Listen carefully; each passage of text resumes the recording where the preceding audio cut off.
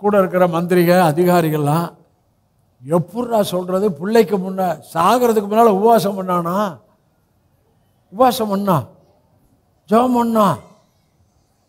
உபவாச கத்தர் கேட்கல, ஜெபத்தை கத்தர் கேட்கல. உனக்கு வேற வச்சிருக்கா, இன்னொரு புள்ள வருதுடா உனக்கு, அந்த பிள்ளைகளை தானே தீர்மானம். ஏன்டா வேஸ்ட்டாக உபவாசம் பண்ணுறெல்லாம் சொல்லலை. இன்னைக்கு வேஸ்ட்டாக உபவாசம் பண்ணிக்கா. மறுபடியும் சொல்கிறேன், உபவாசம் சரீரத்துக்கு அடுத்தது. ஆவியாக இருக்கிற டாடியை ஆவியில் தான் தொட முடியும், வார்த்தையில் தொட முடியும், வார்த்தையை பேசி தொட முடியும், வார்த்தையை அறிக்கை பண்ணி தொட முடியும், வார்த்தை எழுதி தொட முடியும். ரிலாக்ஸாக இருந்தால் அவர் தொடுவார், பொறுமையாக இருந்தால் அவர் பேசுவார். இவங்க எப்படா சொல்கிறதுன்னு பயந்துட்டு இருக்கிறாங்க. இது தெரிஞ்சு போச்சு, புள்ள செத்தாச்சு. என்ன பண்ணனா, 10 நாளாக குளிக்காதவன் நேராக போய் தண்ணியை நல்லா வந்து விட்டு நல்லா குளிச்சாடான். குளிச்சுட்டு தலையெல்லாம் தோட்டிட்டு நல்லா ஸ்ப்ரே கிரே எல்லாம் போட்டுக்கிட்டு, ராஜா இல்லை ராஜா வீட்டில் ஸ்ப்ரே இருக்காதுன்னு நினைக்கிறீங்களா? ரொம்ப காஸ்ட்லி செட்லாம் போட்டுக்கிட்டு ராஜா வஸ்திரம் தரித்து வர்றானா. இவளுக்கு ஒன்றுமே புரியல.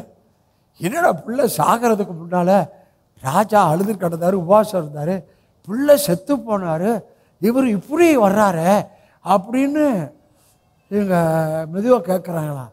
என்ன ராஜா, பிள்ளை சாகிறதுக்கு முன்னால் நீங்கள் உபவாசம் இருந்தீங்க, ஜெபம் பண்ணீங்க, பாவத்தில் ரொம்ப அறிக்கை பண்ண, ஏற்கனவே நாத்தான் வாழ்த்து அறிக்கை பண்ணிட்டான்.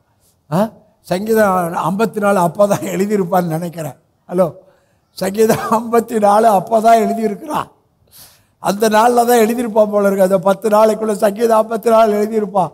சங்கீதம் 54 தான், இதோ துர்க்குடத்தில் உருவானேன், என் தாயுடைய பாவத்தில் கற்பம் தரித்தால் பரிசுத்த ஆவியான என்னை விட்டு எடுத்துக்காதீங்க, அப்போதான் எழுதியிருப்பான்னு நினைக்கிறேன்.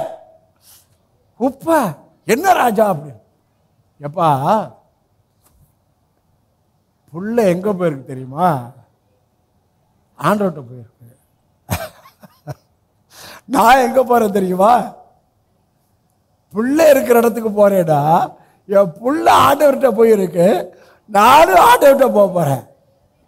இப்போ நான் ஆண்டவர்கிட்ட போற செய்தியை நான் சந்தோஷமா குளிச்சு விட்டு நல்லா சாப்பிட்டு புதிய ட்ரெஸ் போட்டு இந்த வெளிச்சத்தோட வந்திருக்கிறேன் அப்படின்னு சொல்லி கூட இருக்கிற அதிகாரிகளுக்கும் மந்திரிகளுக்கும் இவர் ஒரு செய்தி கொடுக்கிறாரு.